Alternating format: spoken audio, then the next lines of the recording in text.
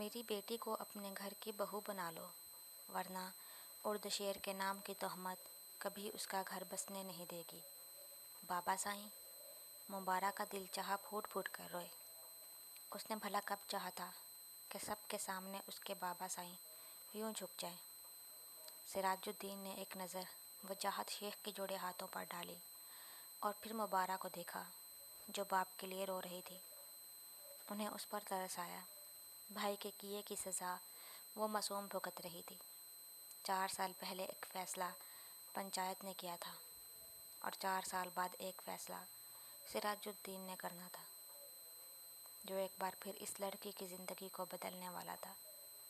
سراج الدین آگے بڑھے اور پھر وہاں وہ ہوا کہ سبھی لوگ حیرت سے دنگ رہ گئے۔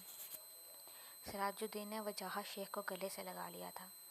وجاہت، کیا تم اپنی بیٹی کا نکاح میرے بیٹے سے کر کے مہمانوں کے سامنے میرا سر جھکنے سے بچا سکتے ہو؟ اگر وجاہت شیخ ان کے سامنے جھکے تھے تب وہ بھی بڑا پن دکھاتے ہوئے مبارک کا ہاتھ مانگ کر انہیں عزت بخش رہے تھے۔ اگر ارد شیر بیٹے کو کوئی اعتراض نہیں تو مجھے خوشی ہوگی اپنی بیٹی کو تمہارے گھر کی بہو بناتے ہوئے۔ اب کی بار سب کی نظریں ارد شیر کی طرف اٹھی تھی۔ سب کو اپنی طرف متوجہ پا کر وہ گڑبڑا اٹھا۔ جو بابا سائی کا فیصلہ ہو، مجھے کوئی اعتراض نہیں، وہ جلدی سے بولا۔ چلو پھر طے ہوا، مبارک ہمارے گھر کی بہو بنے گی۔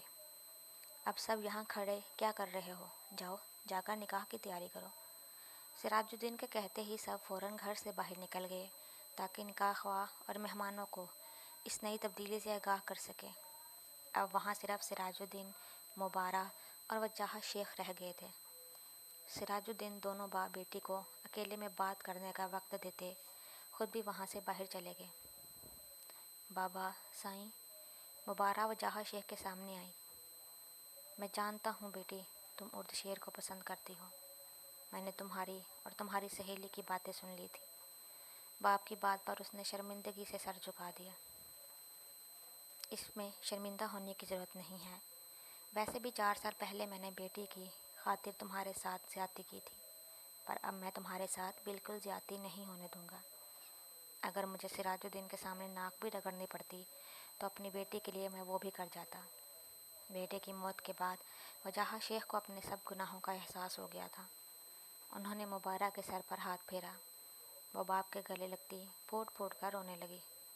چلو بس کرو، آؤ تمہاری اماں اور سہیلی کو تمہارے نکاح کی خبر دیتے ہیں۔ دیکھنا تمہاری اماں خوشی کے مارے اپنی ساری بیماری بھول جائیں گی۔ وجاہت شیخ کی بات پر وہ نم آنکھوں سے مسکراتی ان کے ساتھ چل پڑی، جس کے بعد فضا میں ارد شیر اور مبارک کے نکاح کی مبارکباد گونج اٹھی تھی۔ عارفہ تو اس کایا پلٹ پر حیران تھی۔